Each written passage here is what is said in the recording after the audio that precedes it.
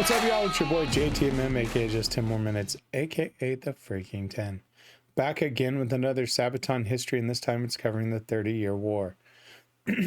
Now, this one, the first thing I noticed is when I clicked on a video, obviously it autoplay, so I heard them speaking in Swedish. So I've got the closed caption on and the English sub. So, that way at least I can understand it.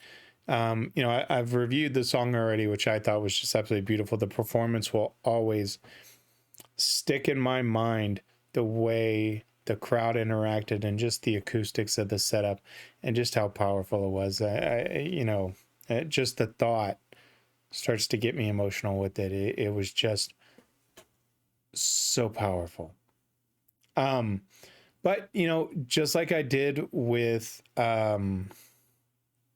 Bismarck, when I go through the history and I may make some comments, I may ask questions that y'all can answer for me in the comment section, because y'all are so freaking amazing with just your knowledge. It makes me so happy. It really does. This community makes my day each and every day with everything that I post. The comments y'all bring me, hey, check this out, or hey, did you know this, or hey, here's the history of this, or hey, it's pronounced this. Seriously, that makes my day. I'm easy to entertain, but those makes my day, because it's just one of those things of us interacting as humans over music. I say it over and over. I freaking mean it. That's why I do this, is the interaction, us bonding over music that we may have never even met each other. And from, all reality, we may never meet. But this is our community and our world where we can interact in ways that we never would. Think about that. From all over the world, different races, different religions, different colors, genders, orientations. Nobody gives a rat's ass about those. We are here over music and bonding, and it drives people crazy, and people hate it because people bond, and we're not fighting over stupid crap every day like we see in the world. We're bonding over something as simple as music. That's why I do this. That's why I was so excited to do the history side. Plus, I am a history nut. As much as I forget, once I see some of it, it's why I was intrigued by watching the history. So for the subscriber that went in and requested the Midway, the Sparta, and the Shiroyama, thank you. Or else I may never have watched these history videos and gotten hooked on them like I did. So I look forward to this one. I'm going to do the entire series for everything I've covered. If they have a history video, I'm going to cover it. So with that being said, let's switch it up. Let's get to it. Jag heter Indy Nidell. Och det här är Jocke från Sabaton, och detta är Sabaton History. Jajamän.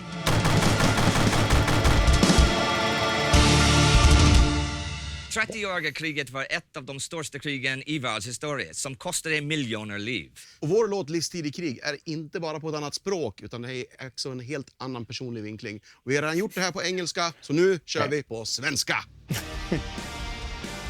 Turned off subtitles.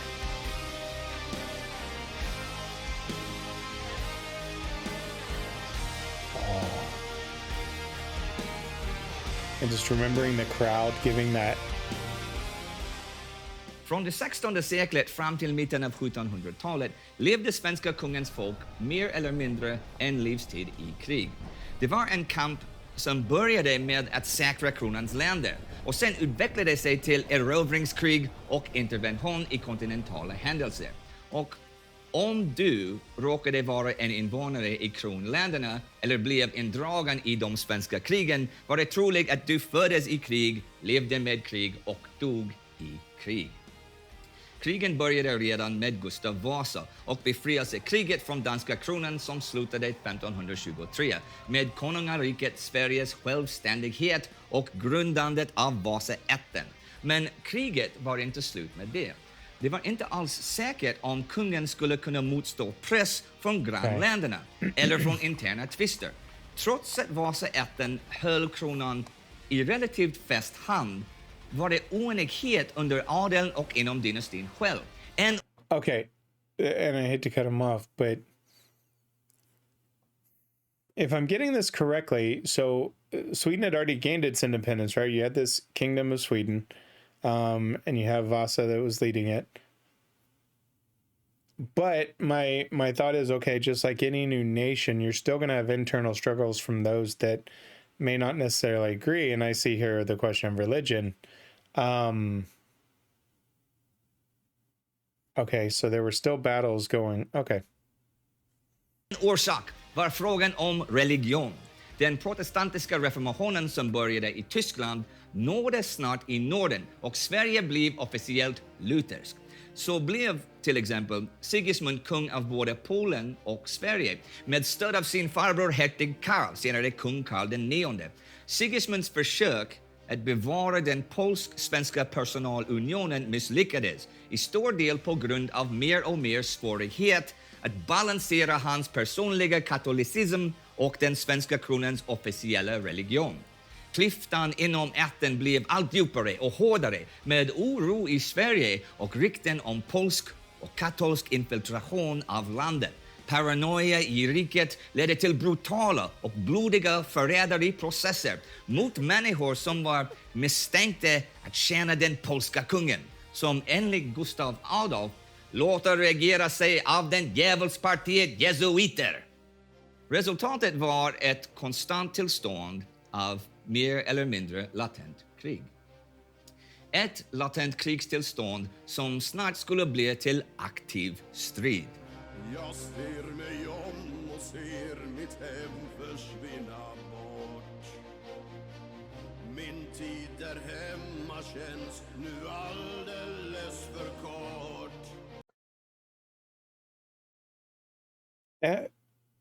It's fascinating and confusing at the same time, because you think about, I don't know, there's something about it that it's fascinating to me in the sense of, you know, you go and you and this goes not just with Sweden, right? This would go with any country. But you go in and you become, you know, it seems like so much just fighting over land, right? And, you know, trying to take this and take that, and we see it in today's times in certain parts of the world still. You know, but then a fight within, you know, and they see here the question of religion, and you see as it comes here, and then, you know, you've got Polish, the you know, the as they called the Jesuit party. Wow.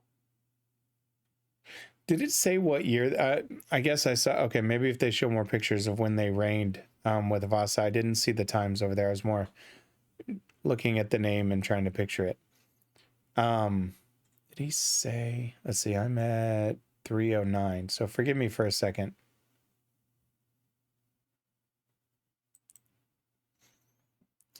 Okay, so he was king of Sweden from 1550 to 1611.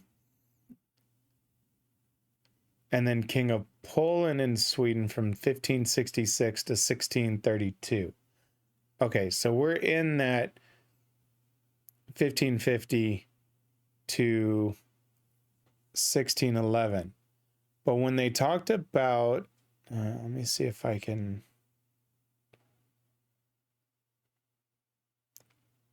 The Gustav Vasa that they were talking about, I think that's where my question lies. I didn't see his time frame. Go back just a little. There we go. Aktiv strid. I love that background music. The synthesizer, and then his voice. Med den andra defenestrationen i Prag 1618 bröt krig ut mellan katoliker och protestanter på kontinenten. Till att börja med höll sig svenska kronan ur kriget och fokuserade på modernisering av den svenska staten. Nya ständer och institutioner såsom hovrätter grundades eller byggdes ut. Kyrkan fick nya och inflytelserika biskoper som Johannes Rudbeckius, som ökade koncentrationen på kyrkans läror. Mannen bakom allt detta var kungens man Axel Oxenstierna, som hade mycket att tjäna personligt på rikets utbyggnad som landets rikskansler. Fast det var inte bara de civila institutioner som reformerades. Sedan 1500-talet så fanns det en rejäl ansträngning för ett mer effektivt krigsväsen. Målet var att Sverige skulle ha en permanent militär, inte bara en spontan stridskraft för varje fälttåg. Kärnan var värvade trupper av både inhemska och utländska legosoldater, men samtidigt skapades en form av allmän värnplikt i hela riket. Med den allmänna värnplikten hade kung Gustav II Adolf och Oxenstierna sett till att hela folket skulle snart bli direkt inblandat i varje krig eller fälttåg som kronan förde. Systemet var framgångsrikt i att skapa en mäktig stridskraft, men förde snabbt till motstånd från folket. Enskilda trupper var ofta fyllda med män från samma trakt, från 15 års ålder upp till 44 år. Stora förluster för ett förband kunde resultera i förödande effekter för deras gemensamma hemtrakt i fosterlandet. Okay. As soon as they said modernization, right, my first thought was Shiroyama in the New Japan, where they were wanting to modernize stuff. And I think you could say that for any country, you know, coming out of their independence and wanting to strengthen themselves as an independent nation would want to build that modernization, you know, and focus on it. But you're still going to have that resistance, similar to Shiroyama with that core group. You know, I'm seeing the same kind of play. So, and if I'm wrong in that, but that's kind of what I was getting from that, is that's the first thing that came to mind. And again, it's fascinating. Let's keep going. Inte särskilt förvånande var lokala upprorsrörelser inte ovanliga under hela 1620-talet, medan Gustav Adolf förberedde interventionen i kriget på kontinenten. Redan 1621 för kungen sin här till Livland, Sveriges egendom på den östra sidan av Östersjön i Baltikum. Regionen står under hot från det polsk-litauiska samväldet. Förlängt såg kungen och Oxenstierna det som ett hot direkt mot svenska kronlandet. En risk som inte var acceptabel för Gustav Adolf. Så trots att konflikten hade nått ett stillestånd tog kungen sin armé av bönder över Östersjön för att säkra kronans länder med våld. Samtidigt på kontinenten var katolikerna segerrika, med protestanterna desperata att Sverige ingriper, men kungen vägrar, i alla fall till en början. Danmark hade försökt just det i 1626 med katastrofal utgång. Istället satsar kungen på sina egna krig, som ett nytt anfall mot polska Preussen, medan den katolska ligan marscherar allt närmare mot Östersjön. Mellan 1626 och 29 krigar Sverige vidare med den polsk-litauiska ärkefienden. Fronten mellan de två krigen kommer allt närmare och blir otydligare, särskilt när den tysk-romerska kejsaren yttrar sitt intresse att sätta en flotta i Östersjön med kejserliga trupper på Jylland och direkt bistånd till Polen. Som Gustav Adolf skrev till Oxenstierna år 1628 att så är sakerna så vittkomna att alla de krigen ute i Europa föres är blandade ut i varannan och vårdne till ett.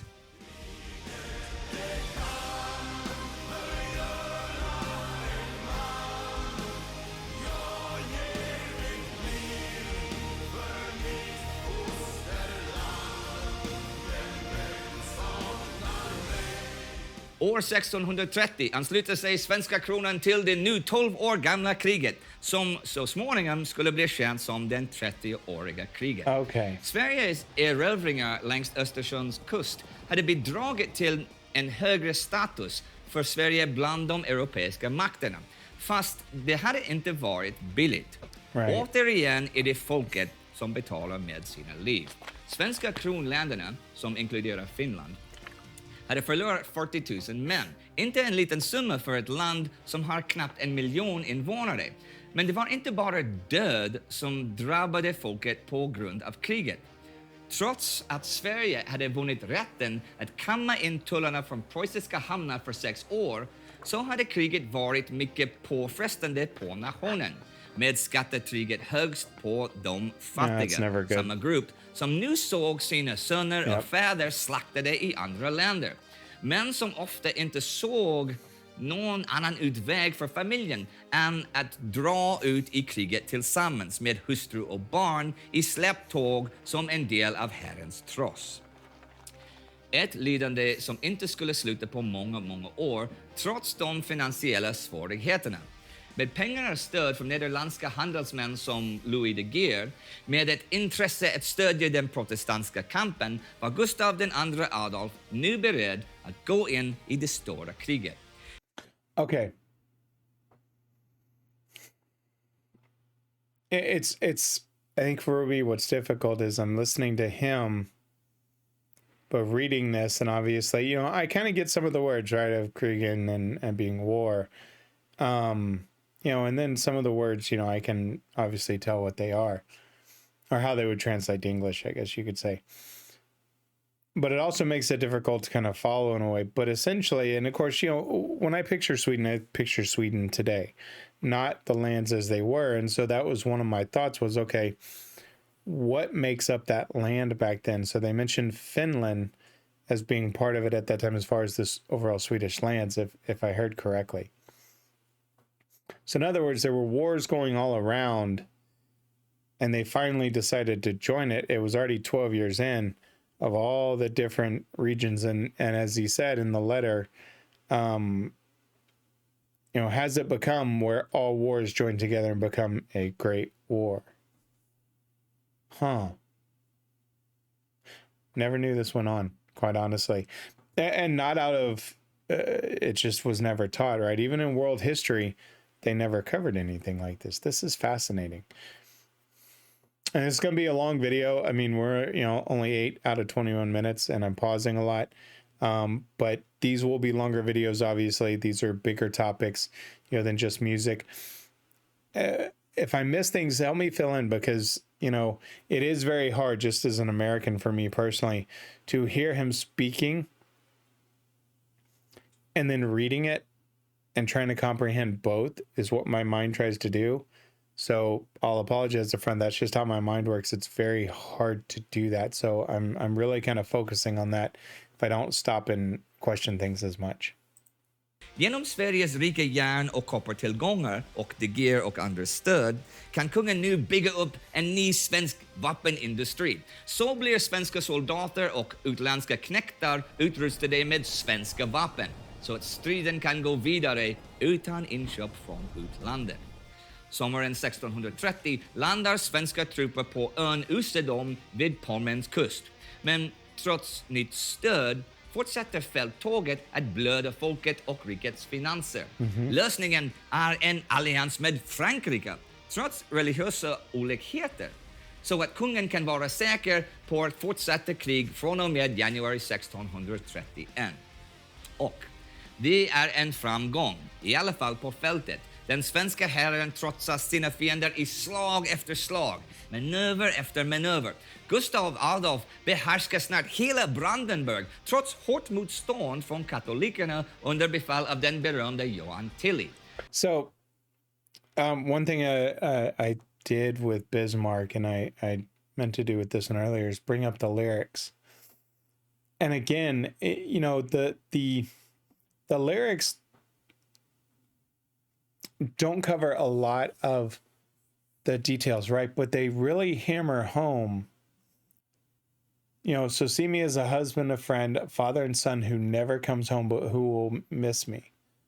We went to fight for Sweden, was baptized in blood. Out there death awaits, not heroism. In the fields where kinsmen's fail, no song is heard, challenging our destiny for one more time.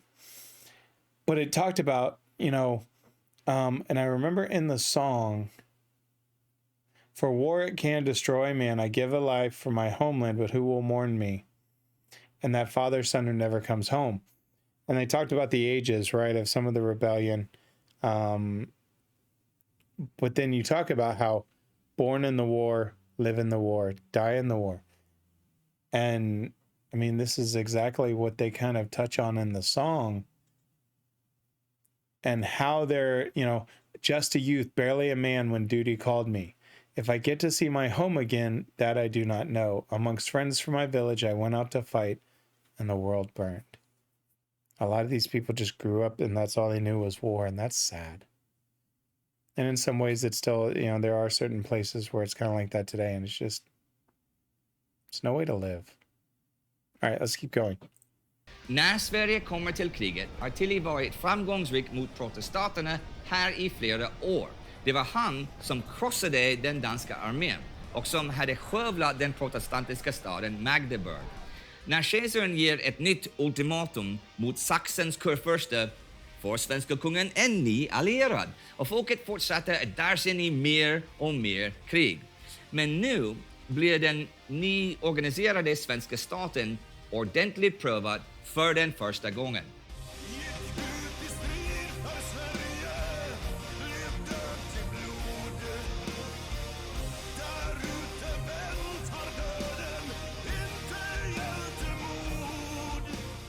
Tillys styrkor närmar sig Sachsen, där den svenska armén om ungefär 23 000 man tillsammans med den saxiska armén på 17 000 väntar på de 30 000 soldaterna i den katolska ligans här. Trots numerisk underläge är Tillys män bättre rustade med mer artilleri och mer erfarenhet än den protestantiska alliansen. Den 7 september 1631 kommer sammandrabbningen vid Breitenfeld i närheten av Leipzig. Rätt överraskande lyckas den svensk-saxiska herren besegra katolikerna. De svenska härförarna har introducerat en ny stridskonst, utvecklad under åren i krig mot Polen. Det är en kombination av snabbare manöver som fokuserar på att kombinera ett angrepp av infanteri, kavalleri och musketörer med direkt samtidigt stöd från artilleriet. Det är ett tidigt exempel av blixtkrig och det väcker uppstånd över hela Europa. Segern erbjuder svenskarna ny kraft, både politiskt och militärt. Legosoldater strömmar nu till den svenska sidan, knäckta inte bara från kontinenten. Den skotska officeren Robert Monroe skriver senare att en sån herre ville jag gärna återtjäna, men en sån herre skall jag knappast återfå se. Seger efter seger hjälper nu att skapa legenden om lejonet från Norden. Under vintern 1631 och 32 håller Gustav Adolf hov i Frankfurt och Mainz. På våren 1632 tågar han mot södra Tyskland och i maj tågar han in i München. Vad tänkte han göra? Skapa ett protestantiskt statsförbund i Tyskland? Bli kejsare själv? Ingen vet säkert, fast allt var möjligt. Både Östersjön och stora delar av Tyskland ligger nu under hans häl. Men det är inte nog.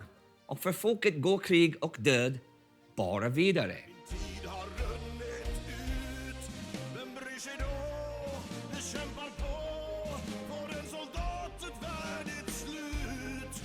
Får somna in, försvinna bort och aldrig vakna. Krig ska fortsätta att vara normaltillståndet för generationer av undersåtar till svenska kronan. När Gustav Adolf faller vid slaget vid Lutzen den 6 november 1632 har Sverige redan varit i krig sedan Kalmarkriget 1611-13 och Ingermansländska kriget 1610-17. Soldaterna, många med familjer, har nu varit i fält sedan flera år utan att veta om de ska överhuvudtaget återvända hem. Och trots kungens död är det inte över. Den svenska kronan har ingen nöd på fiender. Redan 1612 hade Oxenstierna påpekat att alla våra grannar är våra fiender. Men när kungen stupar är nationens framtid ännu osäkrare.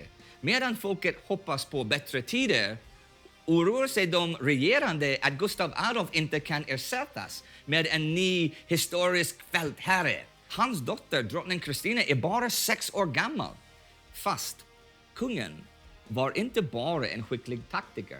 Han hade skapat en modern stat som kan producera byråkrater och officerare som tar över när kronan fattas. Trots att rikets inblandning i kriget minskar går det vidare. En ny generation av svenska militärer och politiker som Lennart Torstensson och Johan Barnier för nu Sverige genom ett europeiskt krig som varar ytterligare 16 år till den västfaliska freden år 1648. Men till och med då är krigen inte över för svenska kronans män, kvinnor och barn. Sverige har nu etablerat sig som europeisk stormakt och landets militarisering fortsätter fram till året 1718. I mer än 100 år är krig normen och freden ovanlig. Generationer rycker ut i krig med få som kommer tillbaka hem. Regent efter regent fortsätter expansionskrigen, interventionskrigen och fälttågen. Kristinas efterträdare, Karl X Gustav, annekterar Skåne, Blekinge, Halland och mer. Hans son Karl XI blandar sig in i det fransk-nederländska kriget och bygger ut den svenska hären igen. Endast när hans son, krigarkungen Karl XII, faller i strid den 30 november 1718 kommer det svenska folket inte behöva uppleva en livstid i krig.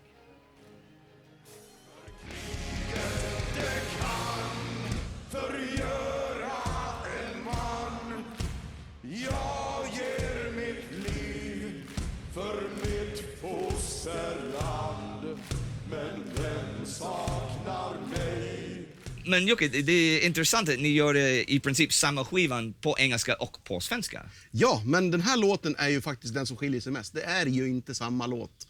Det är ju samma låt men ändå inte. Historien är ju väldigt mycket mer personligt vinklad här. Medan den engelska versionen som vi har täckt på engelska är en mycket mer, ska man säga, utzoomad bild av konflikten. Så det här är mer... Yeah, that's the part that I think is fascinating to me because, you know, it talks about the 30-year war, yet really based on this information, right? The wars lasted long enough, or lasted longer because they really joined in 1611 into the bigger, 1612 into the bigger war. But it wasn't until, you know, the 1716, you know, so more than 100 years kind of that's all that they know. And you think about that of generation and generation, again, father and son who never comes home, and they talk about they really didn't have a choice but to go away. So I like how they're explaining the song part of it. Mer en personlig resa och en soldats erfarenheter. Men det är intressant att ha musikaliskt samma låt, men om samma grejen, men olika sidor av samma grej. Ja, och men det var ett nödvändigt ont. Vi försökte hålla på hela skivan att det var så lika som möjligt. Självklart så blir det ju inga ordagranna översättningar. Det skulle bara låta konstigt och dumt. Men det gick inte här. Både jag och Per fick inte till det på samma sätt. Så vi insåg att nej, vi får skriva 2 helt olika texter. Och inte jobba som att försöka berätta samma story på 2 olika språk. Utan vi får berätta 2 olika stories här. Och det spelar ingen roll att man tror att man är duktig på engelska. Svenska är ens modersmål, så att det går så mycket lättare både att skriva texter och framförallt att sjunga dem. Ja, just det. Men för mig personligt är den här lite viktigare som krigshistoriker. På grund av det är grejen, han undrar om kriget. Soldaten utan namn här. Ja. Han undrar om kriget. Varför gör han det? Kommer han hem? Ska folk komma ihåg vem han är när han kommer? Det är 30 års krig, så det är många år. Så jag gillar det. Den jättepersonligt 100% agree. Ja, tack. Ja, det var fantastiskt kul att göra, och det var också ett sätt för oss att få en personlig touch på det. För vi går tillbaka så långt till historien. Den ordinarie soldaterna kunde inte ens läsa eller skriva. Ja, så deras story eller sida av storyn är ju inte berättad på något sätt. Allting vi hittade i alla fall var ju hur ska man säga, officerarna eller politikerna eller kungarna ville att vi skulle höra. Nobles. Ja, precis. Here's the brilliance of this, right? And watching Joachim explain this, I think it's Joachim. You saw him doing kind of the same thing I did, because I'm picturing in my mind as I'm reading this and he's explaining this. As soon as he said that the majority of the soldiers were illiterate, it lends credence to the research that these guys do. And as he just said, the only thing that they found were stories from the nobles or the officers or the politicians, because they were the literate ones. And you saw that same light bulb go off, and that's what I was thinking. I was like, that's makes perfect sense, and that's brilliant. Adeln. Ja, adeln. Helt annorlunda tagning på det. Men kanske från ett historiskt perspektiv lite annorlunda val, men det är en väldigt känslosam låt och då ska det jävlar när man sitter med känslor. Ja. Men vad sa skivbolaget när ni förslog att ni skulle göra samma skivan på engelska och på svenska? Ja, jag kommer inte ihåg, men vem bryr sig vad skivbolaget tycker? Ja, skivbolaget. Ja, vi bryr oss om vad våra fans tycker, inte vad vårt skivbolag tycker. Ja, jag förstår det. Men släpptes de samtidigt eller? Ja. Samma dag? Samma dag.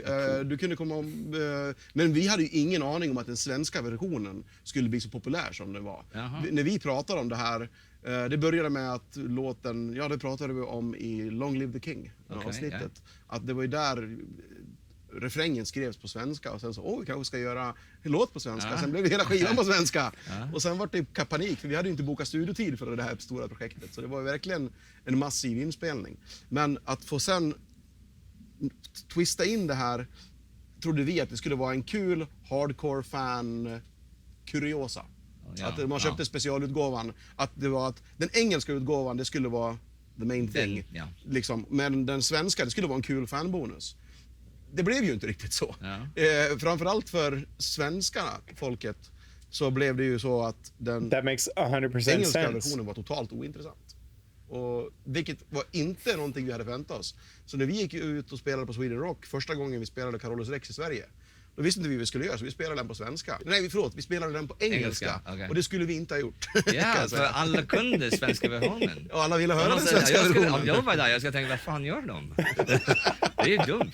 Ja. Så, well, live and learn. Ja, absolut. Men kan ni tänka göra en till skiva på båda språk igen? Ja, det hade varit kul, men det är inte intressant om det inte är om svensk historia.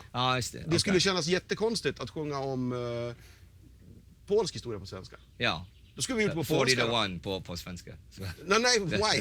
Det finns ingen anledning alls. Okay. Men det vore kul att besöka det någon gång i framtiden. That's brilliant. Om ni är någonting ni vill höra, att vi ska sjunga med på svenska, så skriv i kommentarer och sånt där. Okej, men tack för idag. Tack för idag. Vi ses nästa gången på Sabaton History. Hej!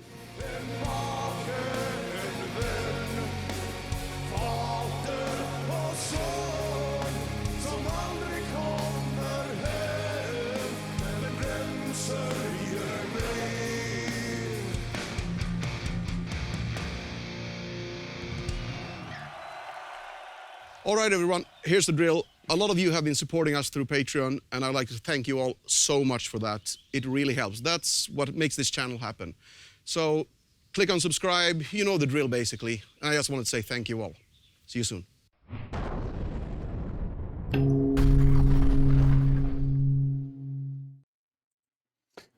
You know, and this is a long video, but quite honestly, good. But when you look at this, right, and as an American looking in, you know, no, I couldn't read the Swedish version and understand a damn word about it. But I also don't have the history and the historical side of it to understand that passion. A war is a war, and we can all say war is bad. But, you know, for my subscribers that may be from Sweden or that area that have a history tied to this, you know, with your ancestors, it is your home country, and there's so much more to that. Just like an outsider looking at the American side, you know, who may view us as, you know, arrogant pricks of the world, you know, that's not the average American that you see on TV. That by far, that is not the average American. And that's what my channel hopes to become, is is a bridge over music, and not just the ooh-ah over an artist, but just how it brings us all together to understand one's culture. This was fascinating to me because I knew nothing of this. You know, to talk about, you know, a 30-year war, you know, you're like, okay, 30 years. But then as they start explaining all the complexities of it and what was involved in it, and then thinking about, you know, a lot of this war continued on into the 1700s. So we're talking about the 1612 when they first entered until roughly 1716. And I don't know what the true date was of ending, but you're talking about generations of people that lived, as they said, lived in, or were born, lived and died in this time. And that's just fascinating. And I think where we are today as a society, and we see the stuff going on in the world, we should take note of what this fighting can become. And it's one of those why I always say, I don't give a rat's rear end what mistakes have been made against races, religions, orientations, or anything like that. Don't lose that history.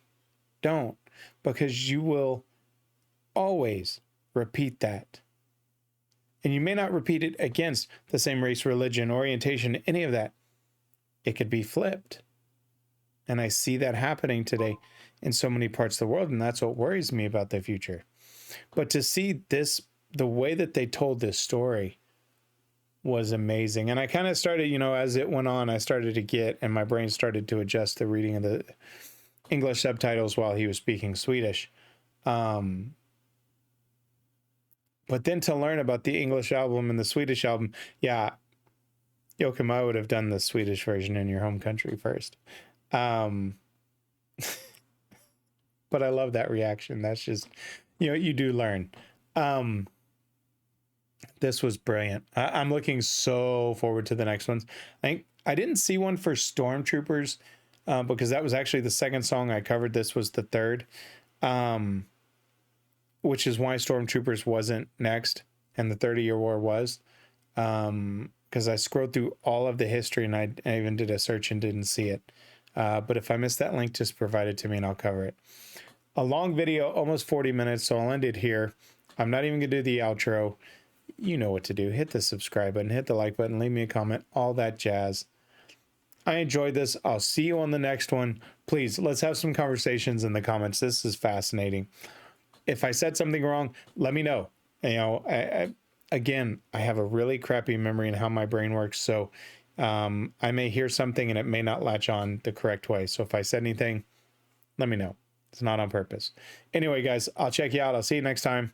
Always remember, don't let anybody ask for anything less than 10 more minutes. I'll see you next time. I'm out.